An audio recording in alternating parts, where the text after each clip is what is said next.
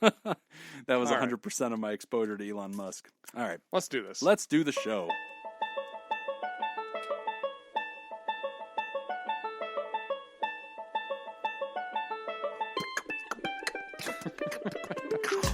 From fabulous Las Vegas, Nevada, this is Pod Therapy. Real people, real problems, and real therapists. You can submit your questions anonymously at podtherapy.net or email us at podtherapyguys@gmail.com.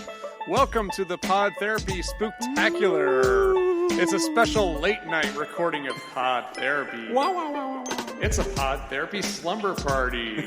I've got my headgear, my pajamas, Jim's got his Scooby-Doo sleeping bag, and Jacob is drinking scotch. You've been to some strange slumber parties, Jacob. And now, broadcasting from the churn, that guy's Dr. Jim Jobin. I'm Nick Tangement. It's time It's for a Pod Therapy. spooktacular Halloween special. And we're doing this one late at night. Late at night. When we originally were scheduling this one, we were thinking, oh my God, this might go till like 1 a.m. And that's whenever the slumber party bit happened. And I'm usually in bed by 9:30. Yeah, you are. So and home by 11. You've got 6 minutes. Yeah, I got 6 minutes. So. Let's get this going.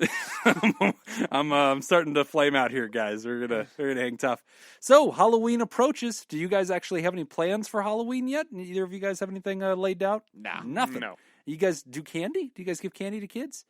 Kids don't really come to my neighborhood. Yeah, probably because of that alligator moat. Probably. That's probably part of it, and all those signs. Well, they come there. They just don't make it to the door. Yeah. That's right. I mean, I never see him get there.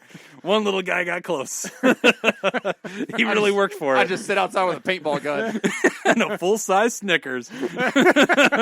If you earn it, you will be rewarded. King size. Yeah, that's right. Oh, my God. Get down there to the Smith house. They got full-size candy.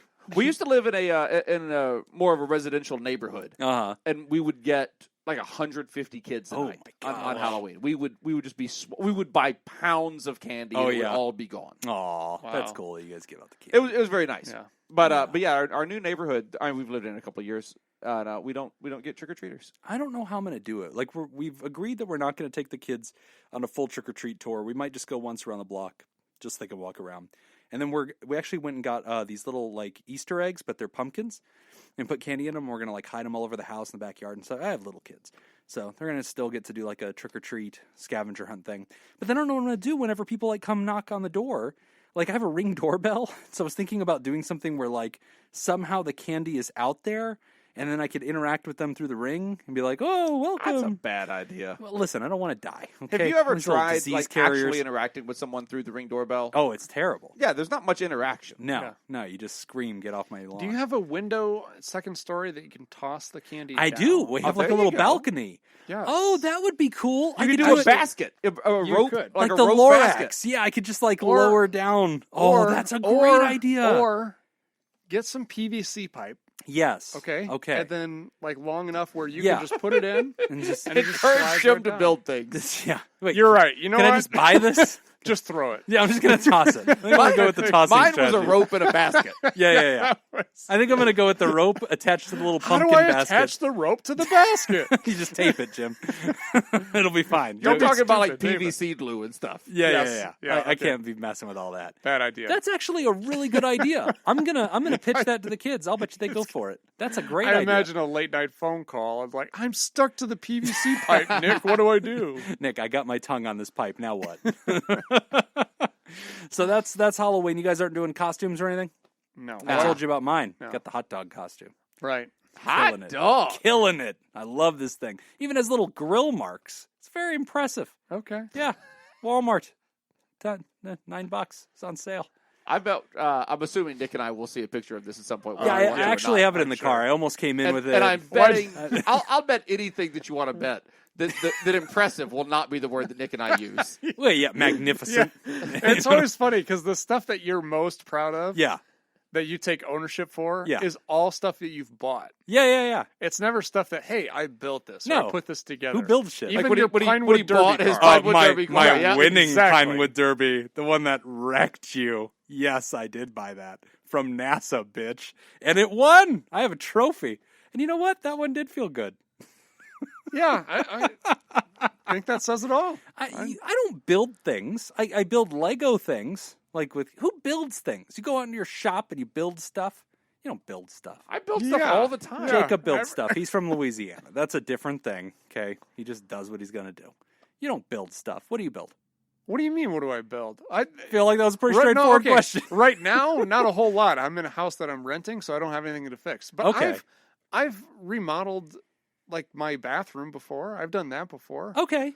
I've built I'll a hang lot like of a picture. You move, like, plumbing, electricity? I feel like that counts. Yeah. You move I've never done plumbing. Okay. Electricity I have. You moved electricity? Okay. Yeah. I've poured liquid plumber down the sink. Right. Same thing. Yeah. That's what we're talking about. I'm there. 100%. Yeah. I'm wearing a flannel shirt. I'm a man's man. Yeah, but you didn't earn that flannel shirt. You're right. You bought it. I did. You went down to the tractor store. And you bought it. The tractor store. That's where you buy the flannel shirts. That's where they have them. I need a flannel shirt. Can somebody tell me where the tractor store is? Sir, where's the nearest tractor store? Are they having a clearance on apparel this week? Yeah, that's pretty much right. You know that there is a tractor store, though, right? Yes. Okay. Yeah. It was just funny because I didn't think you knew that was an actual store. The tractor store? Yeah. Is it called the tractor store? TSC? Yeah. It's really called the tractor store? Oh, I was joking about that. No, like tractor supply company. Company, that's it. Yes. Yeah. There's a weird, like, reality. I think the tractor store is a perfectly fine thing to call the. There should TSD, not be right. a tractor store in Las Vegas. Nobody has a lawn. And if you did, you do not have one that necessitates a riding mower. What? No. And that's what they sell there. Like these John Deere, like, motorcycle lawn mowers. That's stupid. Nobody has that. Motorcycle lawn. Yeah, man. You rev them up, you sit on them. That's what people are just peeling out on these things. That's what they're doing. I'm going to read the question. Okay, yeah, please. All right. Letting others vent. I always find that when I let people talk to me, I'm always one to try to find a solution or fix for people. I've noticed that with my girlfriend, she's aware of the solutions all the time, but also I don't know what to say when she talks to me. She came to me with a problem once before, and I took more of a trying to be empathetic approach, but when she just told me I'm trying to explain how bad this is, and in my mind I was just thinking, yeah, so what are you going to do about it? This is a long-term mental health issue for her, so I didn't know what to do. I get told I try to get to the bottom of issues too often, and I guess I don't know how to do otherwise, and when I try to, I seem to do it wrong. Yesterday, for the first time, I asked my girlfriend if she wanted my opinion or my idea to solutions. Then she hit me with the always trying to get to the bottom of things bit. I genuinely don't know what I'm supposed to say to her when it feels like I can't talk to her from any angle without it seeming to upset her. Thanks, Anonymous. Okay. We've all been there. I could have written this. which we don't know that he didn't. Yeah. That's true. It is anonymous. It is anonymous. Dun, dun, dun, dun. Yeah, which makes me think that maybe I'm not qualified to answer it because I'm kind of curious myself. But I get accused of this all the time, rightfully so, where I just go into problem-solving mode. Like, okay, so this is the problem. All right, well, here's what you need to do about it. Right.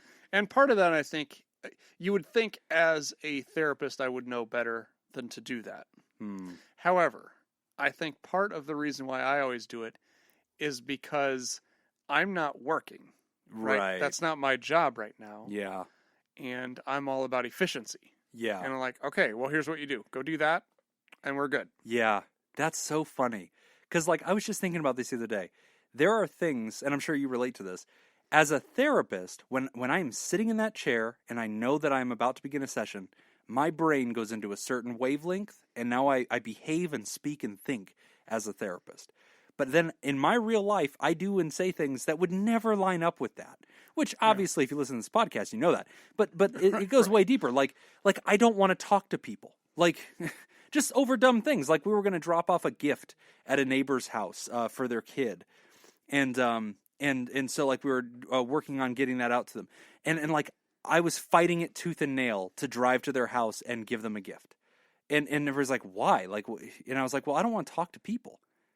It's like, you talk to people all day. Like, and I was like, and that's why I don't want to do it anymore. I don't want to talk to people. Like, I don't I'm know. off the clock. Yeah, that's right. I don't want to do it. Or like how you like you'll give them an answer, which is a therapist. We believe in answers, we believe in solutions, but we don't take the approach of just spoon feeding that to you. Like we collaborate with you because we want you to discover it. And also we know that is ineffective. If you come in and say, I think I'm struggling with alcohol, and we say, oh, don't drink anymore. Great. Right. Glad I got a therapist to tell me this. Right. Like we have to start with understanding.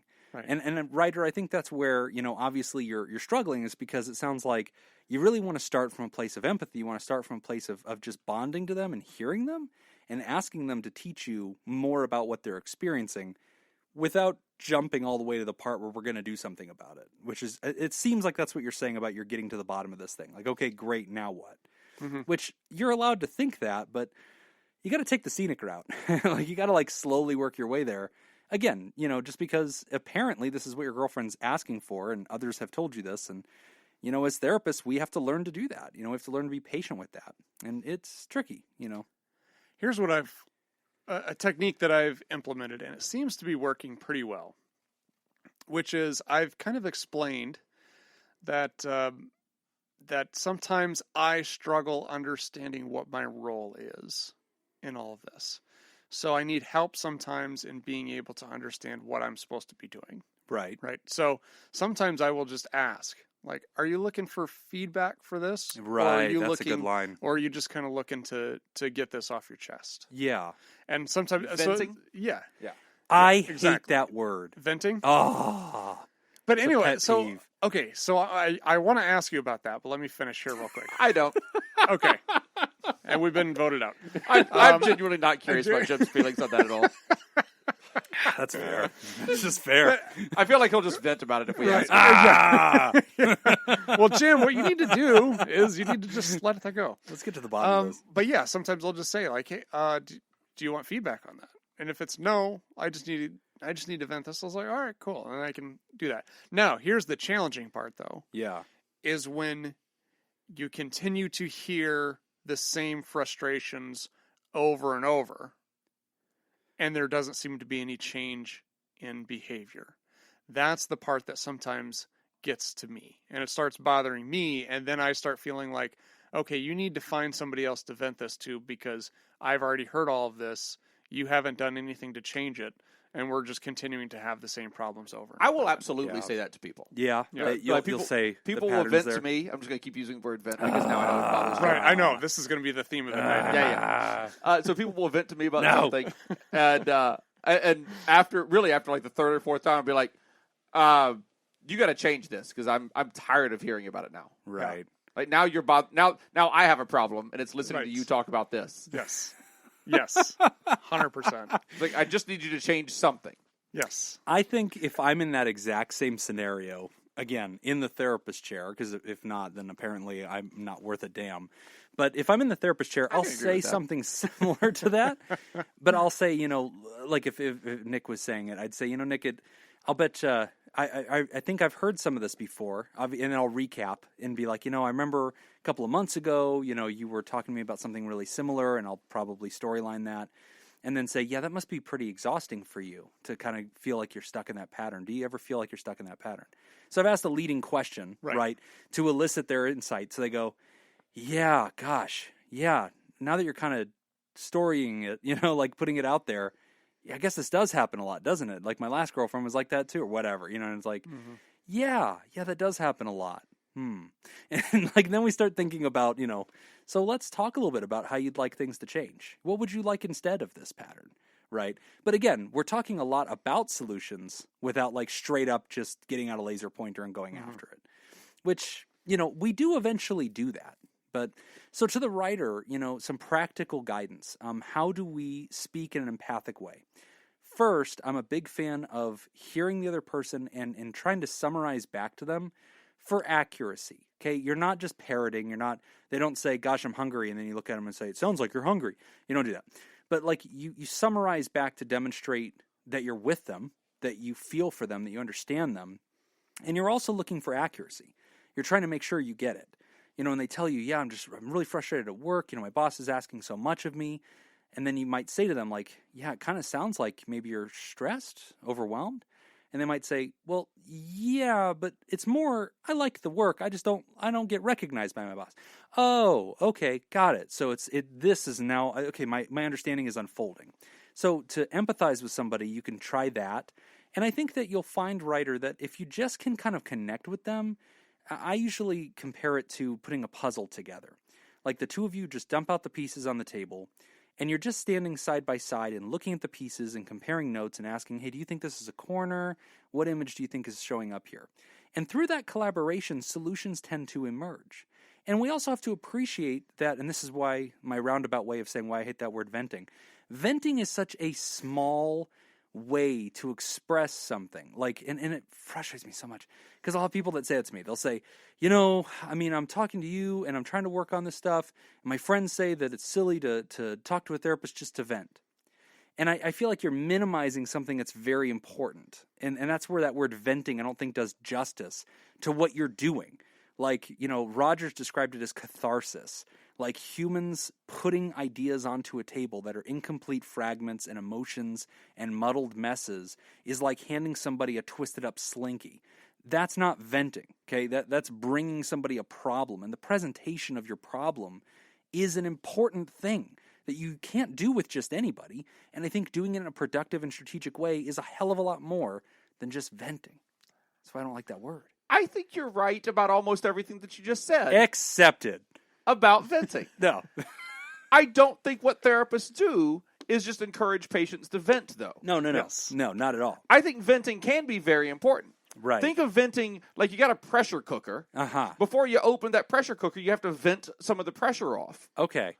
Otherwise, it's dangerous. It's going to explode on you. Okay. You're going to have problems. Yeah. Venting can be very important. Venting can be... Can be very cathartic for someone. Yes. But you can vent to just about anyone. If you have an understanding friend, you can vent to them. Yes. That's not what therapists do. Exactly. And that's where I get frustrated. People use that word and they're like, I'm just venting. I'm like, no, you're not. You're talking to a Can I clarify? I would say maybe calm down about the word venting a little bit. This is the hill I die on. Yeah, no. It's a weird hill, Jim. You're right here. Okay. We need you to be right Yeah, down here. it looks like you're motioning in a downward angle. I think, though, that your issue when you said go to a therapist just to vent. Right. You're taking issue with the word vent. I'm taking issue with the word just. That's it. Yeah, no, I'm pissed. Yeah, I don't like that. Well, it don't piss me off. It's not just I'm venting. not mad at the patient. Okay. Venting is part of what people do. It's such a misunderstanding. You bringing this up. Is this just you venting about it? Seems like. Oh, God, I can't win this. No, you cannot. I'm surrounded. I can just mute your microphone. Yeah, I take issue with the just. Yes, and that's, exactly. Which is fine. And part of your role as a healthcare provider is to educate your patient on what it is you're there to do. And that's one of the things that's very interesting about therapy. Like if you go see a dentist or a cardiologist, the person fundamentally understands that they're going to talk to somebody who can do some kind of witchcraft that they don't know how to do, and they concede all that. But therapy is approachable in some ways and mysterious in some ways because you do sometimes just think, am I just complaining at this person? Can't I do that to my friends? Okay. I think you're downplaying this. I think you're looking at this through through a lens of with some skepticism there. Okay. Because this is your profession. Yes. People do go to a cardiologist because they believe that they can do some kind of voodoo that they don't understand. Right. People aren't going and paying, importantly, to a therapist because they think it's just like talking to one of their buddies. Yeah, no, people agree. are doing that, and people are showing you with their pocketbook that they are not. That they do believe that that going to a therapist is different than just venting to their friends. That's true. That's true. But You've just been life coach. God damn it.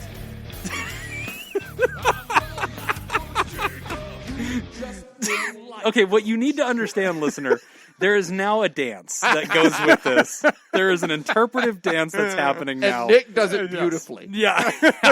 Jacob now points to the corners of the room like a wrestling star, and then he starts stabbing his finger towards you at the end to let you know that you've just been life coached. That's it. It's fantastic. The pyrotechnics also on point. It's amazing how you've got these all synced up in here. Surprising. A lot of smoke in the room. So anyway, Ryder, be empathetic. But here's the thing. We need to vent the smoke out of this room.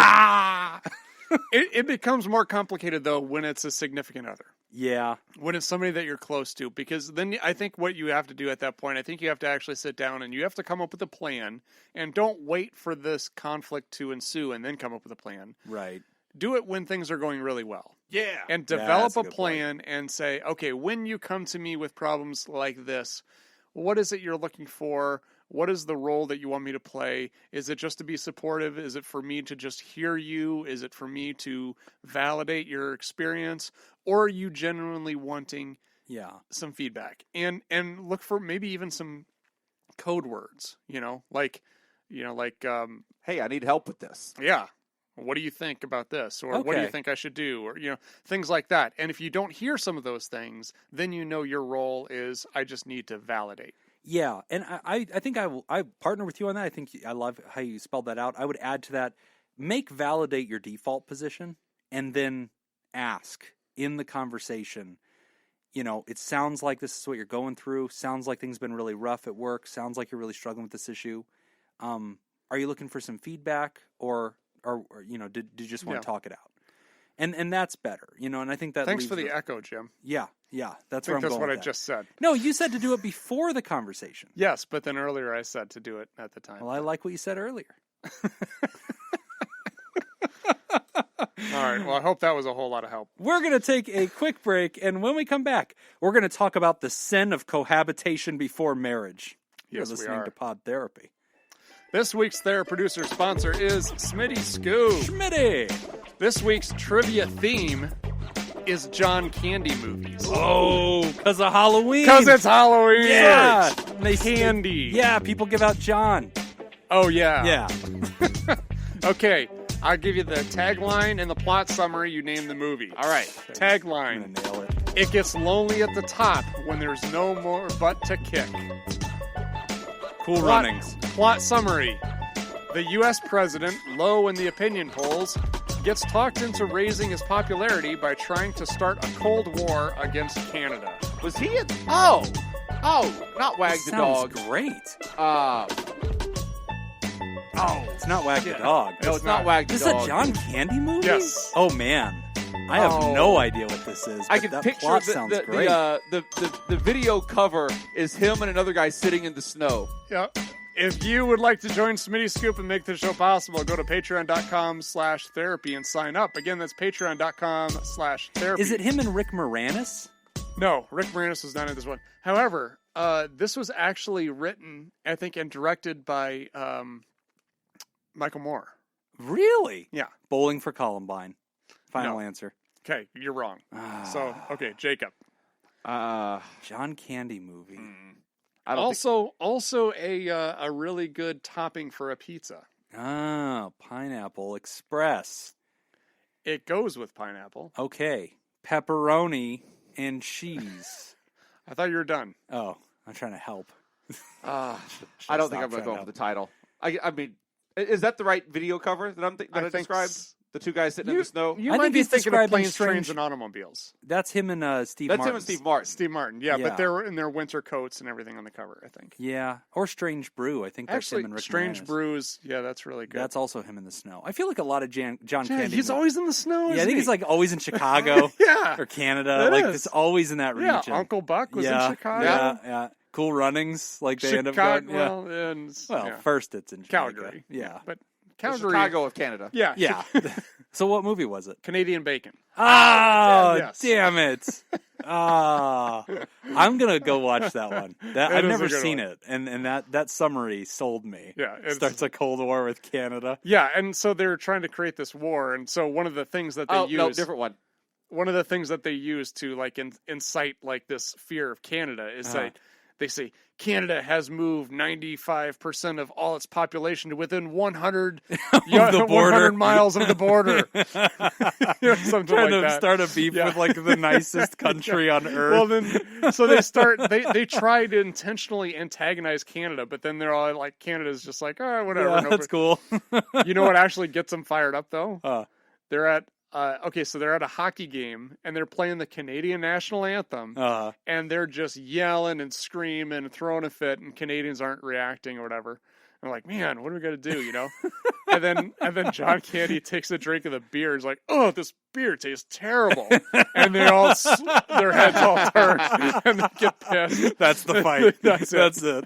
This is where we throw hands. So you don't have to watch the movie now. Yeah, thanks. I found the video cover that I was thinking of. It is not Canadian bacon, but now I don't want to say what it was because I'm afraid it'll give away the next trivia question. It won't. I guarantee it won't. Spies Like Us is what I was thinking. That's the cover I was thinking of. Wait, he wasn't in Spies Like Us. That's Dan Aykroyd. That's Dan Aykroyd Bill and Chevy Murray. Chase. Chevy Chase. That's It's still the video cover I was thinking Oh, it of.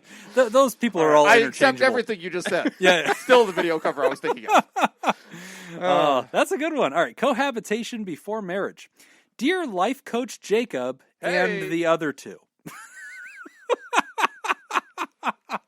Well played, writer. All right.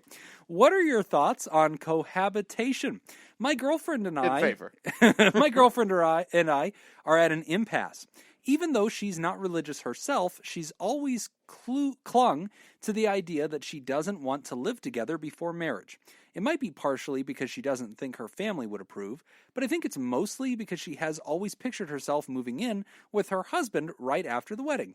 She's the type that needs reality to be just like the way she imagined it.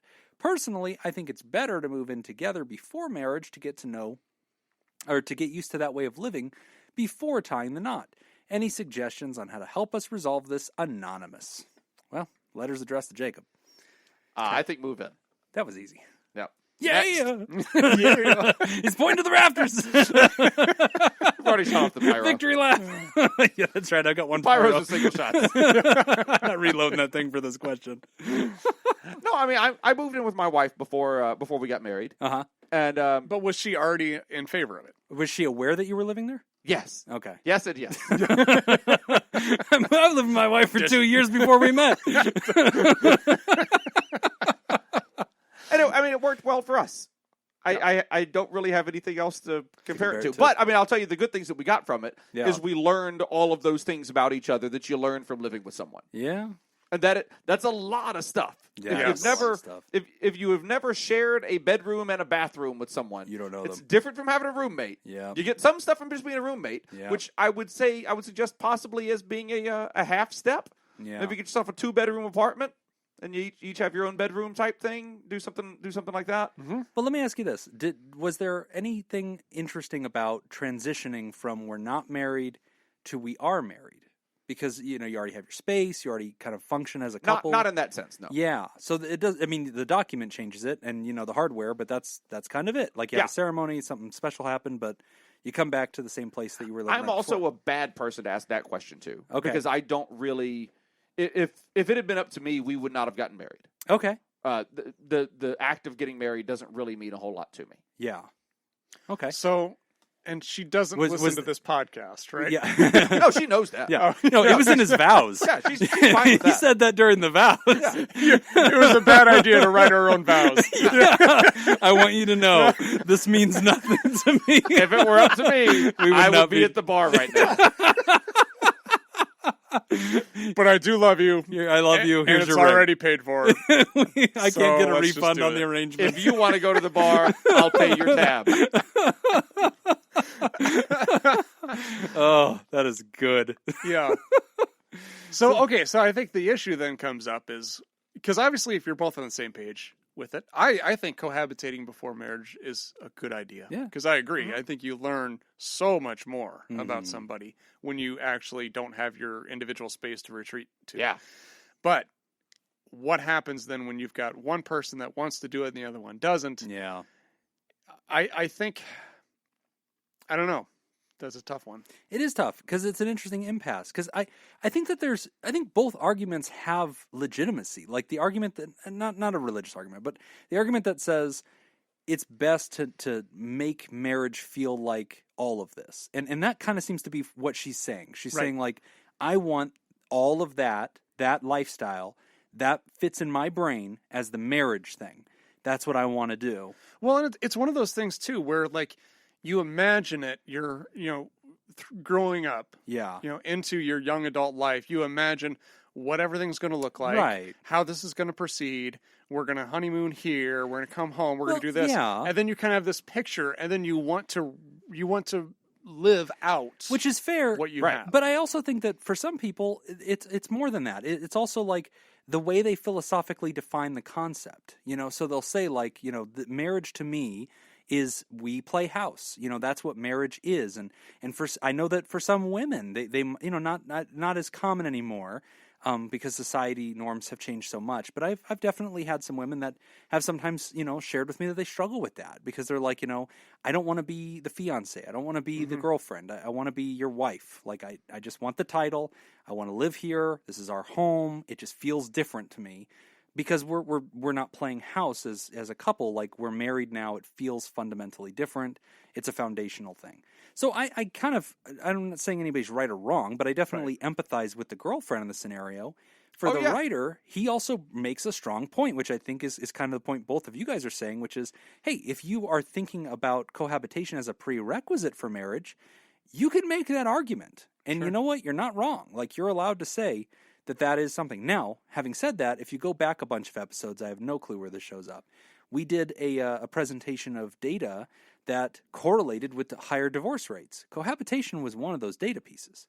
I don't know why that is, but it was in there. No, we should emphasize, correlation, not causation. Yes. Of course. Right. Yes. So we don't know what that could be. But it appears that folks that cohabitate before tying the knot officially may end up divorced more often. We don't know if the cohabitation caused that. No clue at all. I have theories about what that is, though. I have a theory, too. What's your theory? Well, my theory is that people who are opposed to cohabitating before marriage are also very opposed to divorce and are more likely to stay married, unhappily married, than they are to be divorced. That's a strong argument. Yeah. I think that's fair. Now that I think back to that original show, I think I remember you making that point. Yeah, I think we did. I think we talked about it then, too. But I also think that, there's an argument to be made for if you cohabitate and you don't get married, if you ever can break up during that time, or you have close calls where you almost break up, it's a lot easier mentally and emotionally to break up with your girlfriend than to break up with your wife. Sure. And all we did is change the name. All we did is make something official and write a document, but we societied it, and we created something, right? You're using some weird verbs tonight, dude. So we've institutioned it, and we vented it. And so, like, it's now official, right? And so I think if you simulate breaking up with this person in that lived space, and then, like Jacob said, one day you walk out of the house, and you walk back in, and now you're married. But nothing's changed, right? Still a space. We've decorated. It's where we live.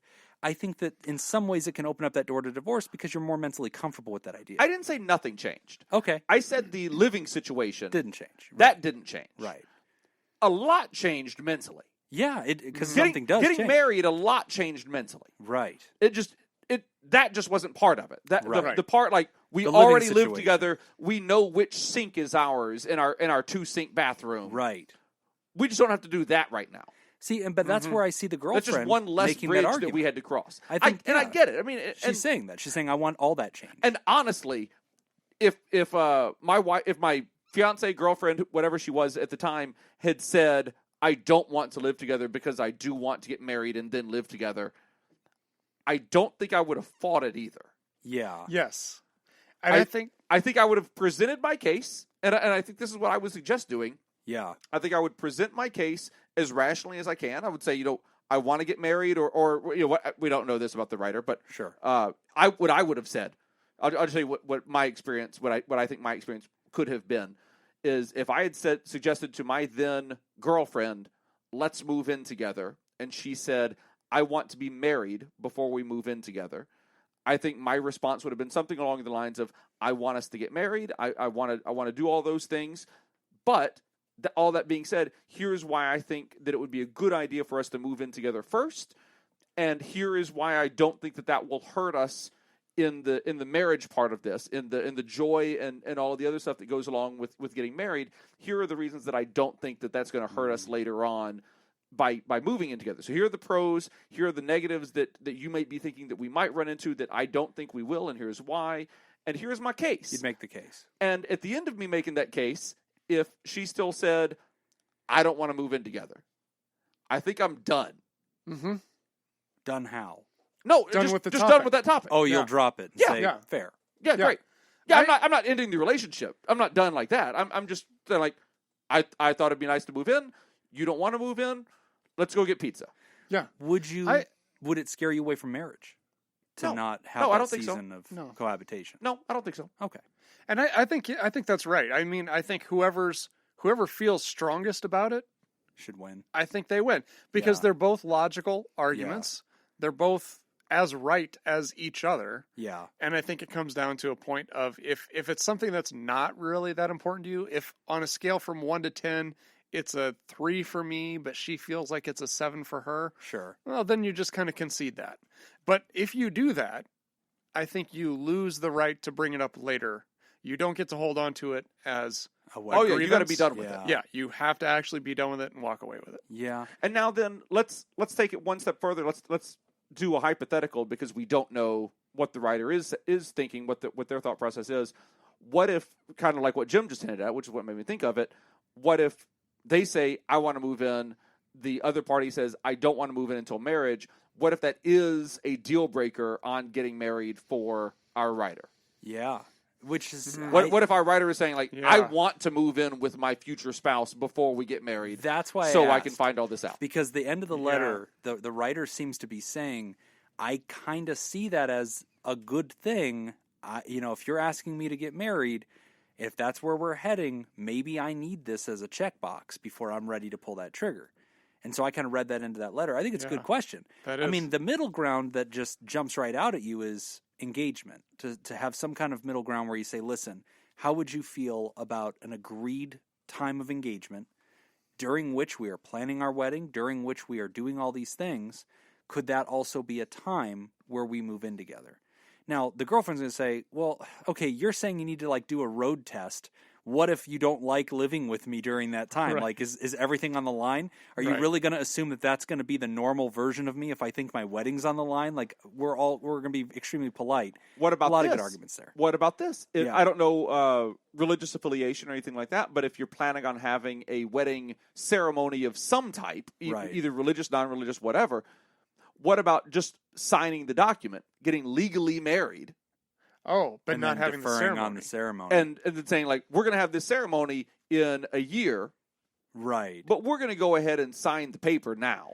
I mean, it's another option on the table. Yeah. I mean, it depends on how they both feel about it. Yeah, I suspect that the same kind of woman who has kind of some principled positions on the concept of marriage is probably going to have a principled position on secret certificate. I suspect so as well, but I'm just one more idea on the table. Although it says, even though she's not religious herself, but she has principled positions about the idea. Yeah, so she's obviously defined this thing in her head. Right. And if it excludes living together, it probably excludes secret certificate. But I don't know. I mean, so writer, we're trying to spitball and throw a lot of different ideas at you.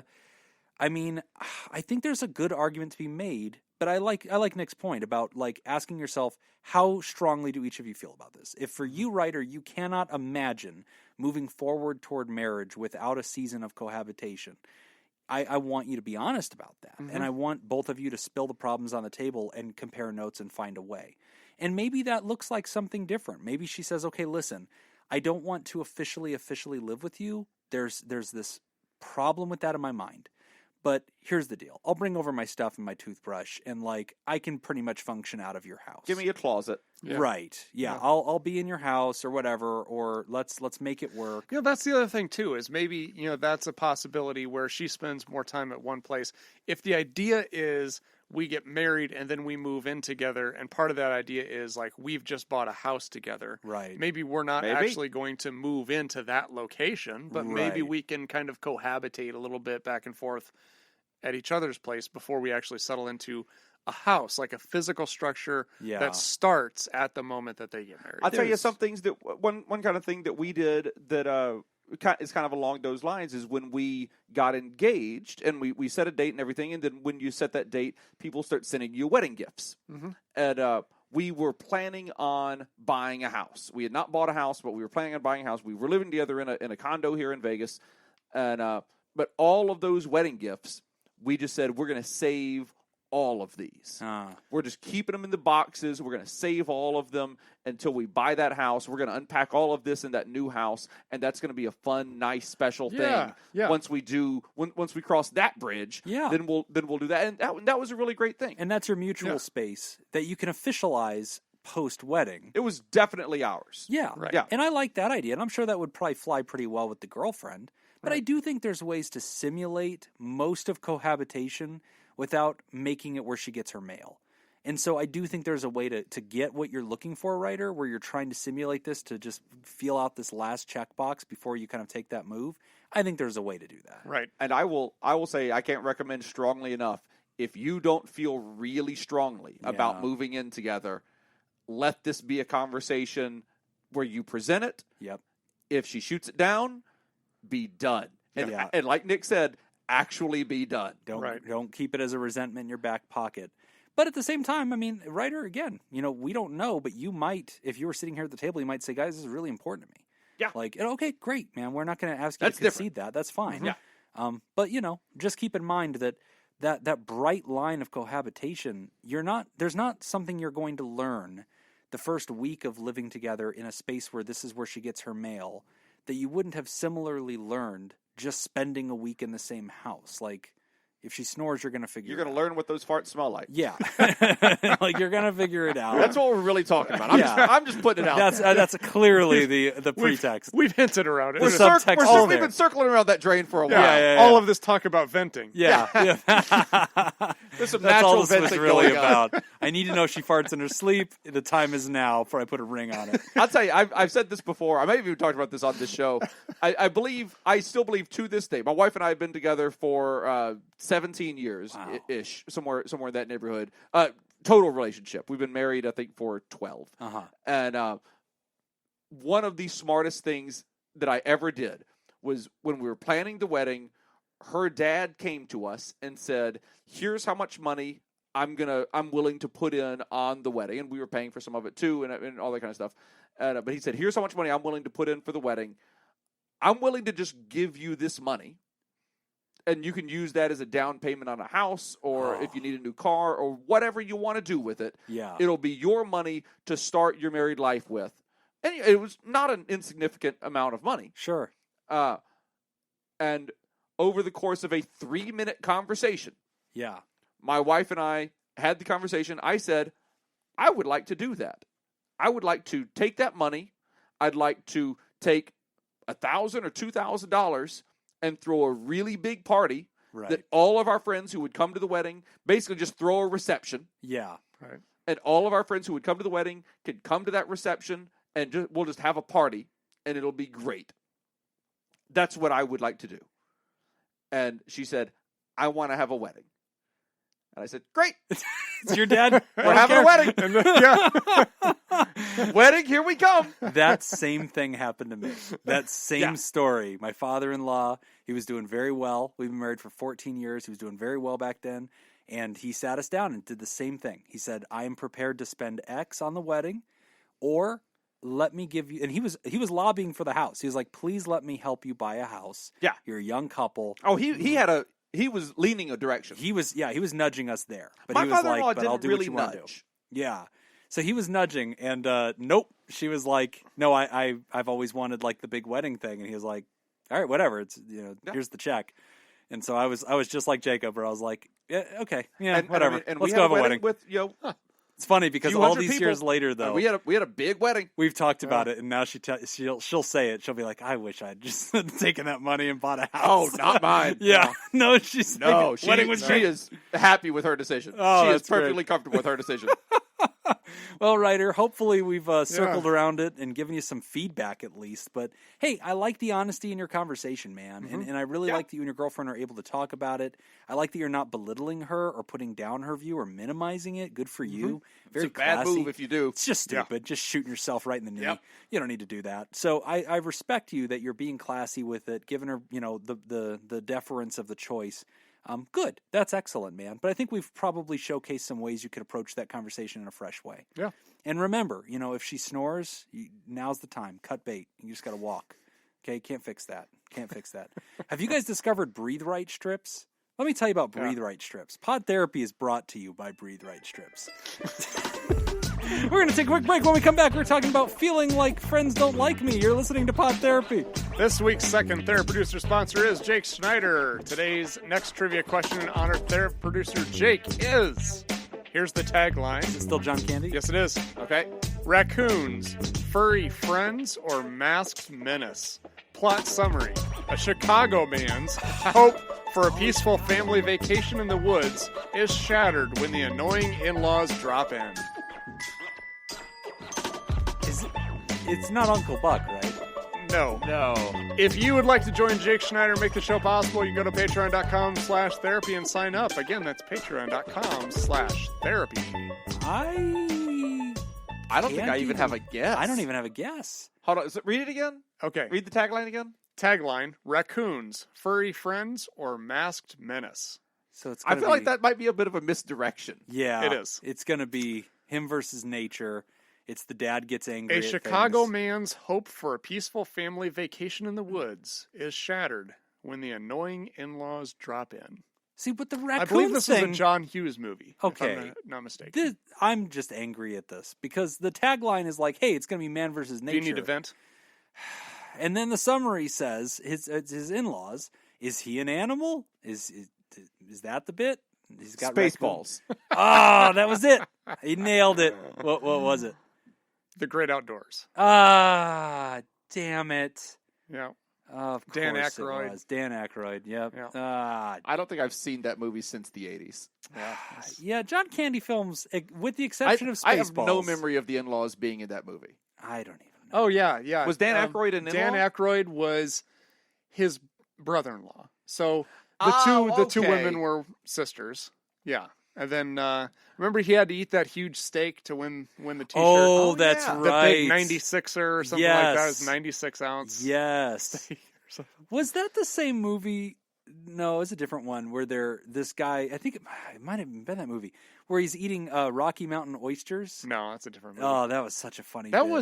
was Chevy Chase. It's Chevy Chase. Funny Farm. Yes, he's eating Rocky Mountain oysters, and he's like, these things are great. And they're like, yeah, you like them, approaching the record. He's like almost at 100 or something like that. And he's like, yeah, I could eat like 5 more plates of this. Like, nobody's ever eaten this much. And it's like, wow, man, this guy really knows how to eat some bull's testicles. And he's like, the what now? The Rocky Mountain oysters, man. Like, bull's testicles. It's like, oh. So that's what I think of when I think of John Candy. I've never learned where that name came from. Rocky Mountain oysters? Yeah, it's kind of weird. Like, what does that have to do with Rocky Mountain? The oysters are just funny. That's the bit. I get that part. There are no oysters. Why in Rocky Mountain? Because the place doesn't have a coast. It's the Rocky Mountains. But they also don't have cows. Oh. I hadn't thought of that. Yeah. That's a solid point. Well, Colorado's got cows. And Colorado has the Rockies, but they just don't have them together. Right. Like, the cows aren't out there scaling the Rocky Mountains. And to be fair. It'd be a lot cooler if they were. It'd be hilarious if they were. That would be pretty cool. More respect. just scaling a cliff face, and all of a sudden one of these mountain cows just comes clacking by. Those hoofs that can just grip the side. Mountain cows would be a great mascot. Oh, yeah. The mountain cows. The Las Vegas mountain cows. Did you see what the Denver Broncos did in their stadium to replace the fans? Oh, South Park characters? Yeah, cardboard cutouts of all the South Park characters. That was a great bit. Including the cows, by the way. They're part of it. Feeling like my friends don't like me. Hey, Pod Therapy guys, is there a diagnosis for always believing your friends dislike you? This has been going on most of my adult life. I'm a female in my 30s, and I have a small group of female friends.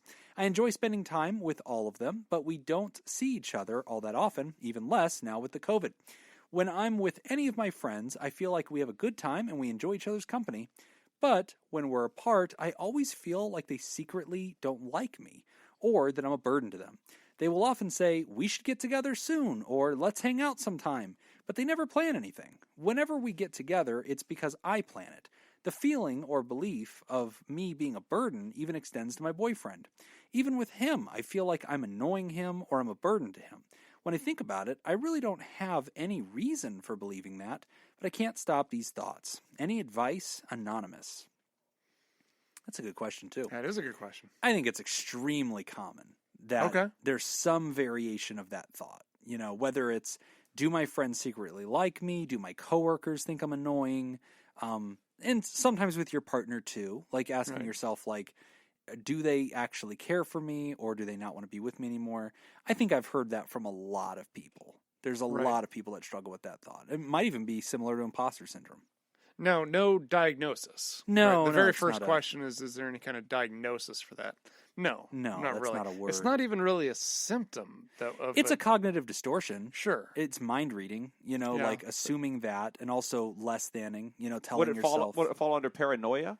It's similar, yeah. I mean, it's not like they're out to get me paranoia, but it's suspecting the intentions of others falsely. She says at the end, I have no evidence for these conclusions, which, by the way, writer, put a little pin in that, because in a minute we're going to circle back and talk about the solution to this problem, which very much has to do with that sentence. But I do think it's something a lot of people resonate with. Right. And it's funny, she describes some things and I'm like, oh no, that's just America. Like, she's like, my friends say, let's get together sometimes. Like, yeah, that's the Hollywood goodbye. Yeah. Like, what are you talking about? Yeah, let's talk soon. Let's have lunch. Yeah, we do lunch. We never do lunch. How many times have I made plans and then destroyed them? There's that meme where it's like, I'm sorry, I have to cancel our plans tonight. When I made them, I was younger and full of hope. Last week. Time has caught up with me. I can't do this anymore. So I think that writer, that obviously those things do not mean people do not like you. Right. And it's also probable that the reason that people only hang out when you plan stuff is because you're that friend that does it. That's exactly what I am. Yeah. My group of college buddies we get together every the annual thing, yeah. It's always something that I plan. You put it together. Yeah. Well, I guess not necessarily. I guess Ben's been working on the next one. It. But yeah, I usually initiate it, and then everybody's like, "Oh, I don't care. Yeah, whatever. I don't know." But we never make progress on it until like, "All right, hey, I've booked the rooms. We're going. So this is clear your calendars. Here's the flight you need to get on." And then you get there, right? Yeah, which again, I'm similar to that too. Like, I'm not the guy that will initiate it. I am just chilling until somebody tells me to be there, or calls me and says, "Hey, you're invited." And then it's pleasant and I enjoy myself, right? But I dread it the whole time up to that. So part of this is probably just group dynamics. I think that's what that is. Yeah, right. I don't think the writer's a leper here. I think right. That's and then I think what happens then is if you already have some sort of cognitive distortions, yes, and you have that role within the group, it becomes very easy to link those two together. Yep. And to say that, kind of like that confirmation bias. Yes. Right? Yeah. If I think they don't like me, then when I make these plans, because that's the role I'm in, right, then I associate that, see, they don't like me. Yeah, kind of a self-fulfilling prophecy there. Yeah, which is you're getting false data on that situation, right? Or I think that's something we're both trying to tell you. So the first thing I'd give you as far as feedback is, no, this is not considered a disease. This is not something that we would look at and say there's a word for this. That's not to minimize it, writer. It clearly causes distress. Right. I mean, especially in your relationship where you're thinking, oh, geez, am I just a burden to my boyfriend? Like, does he want to be with me? Well, that's not healthy, right? It's a dysfunctional thought. And so as therapists, if we were in your life, we'd be saying, well, we don't want you to think like that because it's not getting you closer to the truth. And if anything, it's going to interfere. It's going to interfere with your relationship and you being able to be authentic and honest and vulnerable. It's interfering with your perception of your value to your friendships and whether or not you can be honest and real in your friendships. So clearly it's a problem still, even if it's not a mental illness. Now, having said that, you've heard Nick and I both use the term cognitive distortion. If you dig deep in our catalog, you'll find several where we talk about cognitive behavioral therapy, one where we talk about a method called pause. And in both of those, we talk about this phenomenon, which are called cognitive distortions. A cognition is just a thought that you think, okay? Distortion is whenever things are not appearing correctly. If you have glasses that are distorting light, you're misunderstanding and misperceiving the world around you. The world's not broken and blurry. Your glasses aren't doing you any favors. We as humans have these kind of mental mirages that therapists call cognitive distortions, and it's a false perception of reality. It's not that you're hallucinating a big purple mouse, it's that you're misunderstanding situations and not seeing them for what they really are. So if a friend leaves you on red on a text message for 30 minutes, you might look at that and read something into that and say, oh my gosh, they don't want to talk to me, they're thinking of what to say, I shouldn't have bothered them, I'm such a nuisance. Oh my! And the truth is, they're like doing the dishes, and like they checked their phone immediately when they saw the text, but they're finishing up the dishes. Their hands are wet, and they're eventually going to text you back. But you're distorting that and misunderstanding, and we call that particular one mind reading. which is believing that you know how others feel about you and that they have negative perceptions of you. And clearly you're doing that. So this circles back to something that Nick always says, which is putting the thought on trial. That's one of the ways we want you to address this. Yeah, in the same way that you would, how a prosecutor would have to present evidence for something, right, for a crime or whatever is being accused. You can do the same thing with your thoughts. So if you have this thought, then what is your evidence for this? Right. Right. And then you actually have to think like, okay, well, what's the other side going to counter with this? Right. To see whether or not this evidence actually stands up. Yeah. Right. So if I say, well, because I always plan stuff, then, okay, well, what's the other argument to that on the other side? Yeah, but they do show up. They do show up. You're right. Yeah. They do respond. You're right. If you're the person they don't like, they're not coming to your functions. Yeah. And so you've got, on one hand, you have evidence, which is not to discredit it, but it's, I believe this. Right. And on the other side, you have evidence, which is their behavior. Right. They show up, they smile, we talk, they seem to have a good time. They say they want to meet again. And we want you to imagine saying that to a judge. Because to the judge, the judge is like, what evidence do you have that they don't like you? And you're like, well, I suspect it, Your Honor. And when you hear yourself using the word suspicion in a court of law, you suddenly realize, I'm going to need something more than this, right? And that's where Nick's trying to get you to visualize the other lawyer who's saying, okay, well, Exhibit A, Your Honor, here's pictures of them on Instagram last month at lunch. And I like to imagine Judge Judy like pulling little glasses down her nose, like looking at that and then looking up at you and going, okay, explain this, please, because this looks like you have friends. Or the boyfriend thing, like, oh man, what if he like secretly doesn't want me around? Like, what if I'm a burden to him? What if, he just wants to get out of here? Again, the other attorney being like, yeah, here's a picture of them like on a date last night. Or the other argument is, so how long have you been together? Yeah. Well, 4 years. Uh-huh. Okay. Okay. So just so you know, we consider that 365 times 4 pieces of evidence. Right. Compared to your fear. That's not to discredit your thoughts and your feelings. Those are genuine and those are real. It's to correct the distorted perception. Exactly. If you get good evidence that tells you should consider these things, such as a friend texting you and saying, listen, I care for you, but I just need some space. For some reason, I'm irritated with you lately and I just don't want to talk. Great. That's Exhibit A for the other side's attorney to hold up and say, look, this person is tired of us. They are going through something right now. Pull back. Great. There's your evidence. But if you don't have that, we don't want you to distort the situation, writer, because, again, it causes you to suffer. It gets you in your own head. It leads to things like anxiety. It can lead to things like depression, feeling less than. Mm-hmm. And it's absolutely not helpful to your relationships at the end of the day. These people do like you.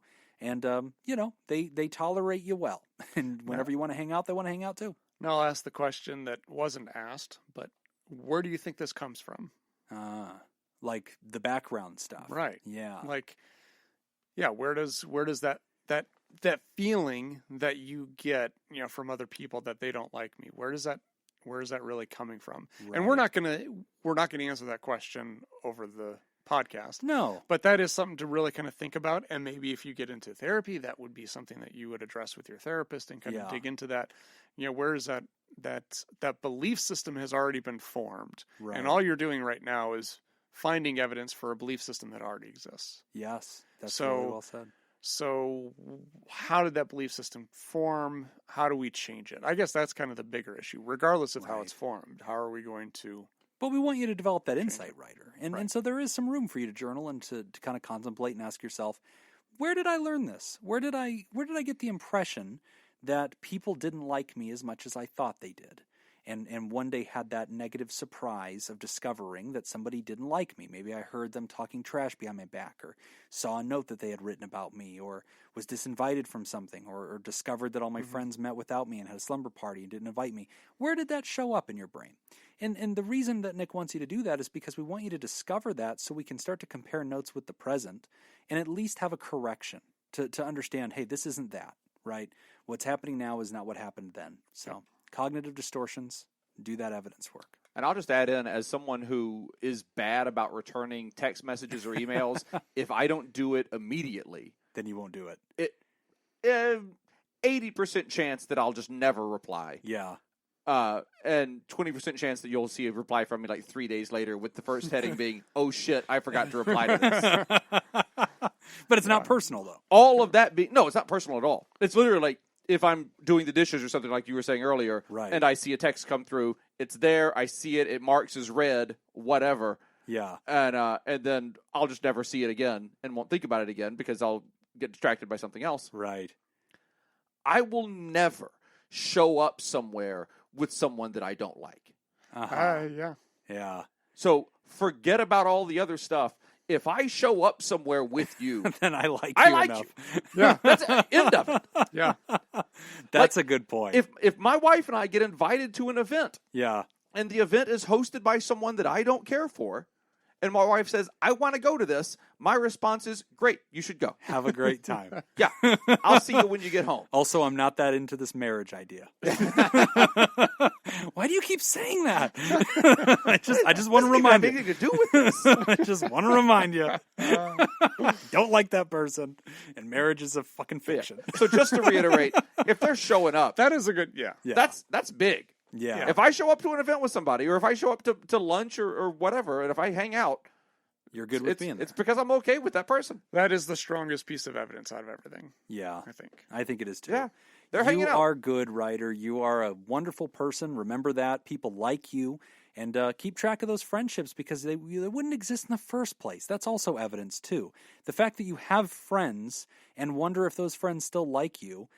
Do you see the internal logic that you're referring to there? Like, the judge is looking at you and saying, "Start that sentence again?" And you're like, right.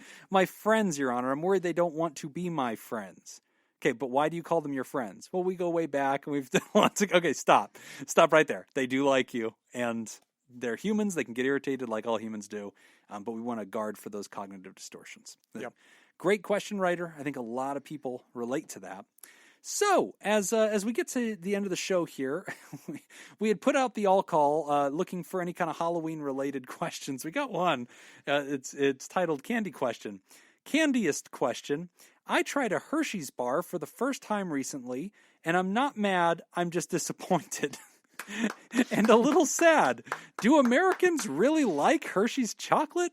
Because if so, then y'all need Jesus and some imported Cadbury. I'm sad. I really wanted to like it. I was rooting for it. I was ready, but it let me down. It was bad. I'm sorry, good people of America, but I've never felt so empty after eating chocolate. Kind regards, Kelsey. She must be British because that was some passive-aggressive shit. I'm not mad at you. I'm Maybe just really disappointed. I think Kelsey's Australian. Australian also gets a good Cadbury. Yeah. Well, is Cadbury the Cadbury cream eggs? Is that they make that among other things? That's the only thing I've ever had. But the chocolate in the UK is different. It is different? The milk, I believe, is different. Huh. Really? That's interesting. Hey, Kelsey, send us chocolate. That's what we need to be doing here. I've never had anything else. Oh, yeah, British chocolate is definitely different. Really? Yeah. That's interesting. Okay, but Hershey's chocolate. Do you like just a Hershey's bar? Is there another kind? I don't understand the question. Well, compared to all other forms of chocolate. Isn't all chocolate Hershey's?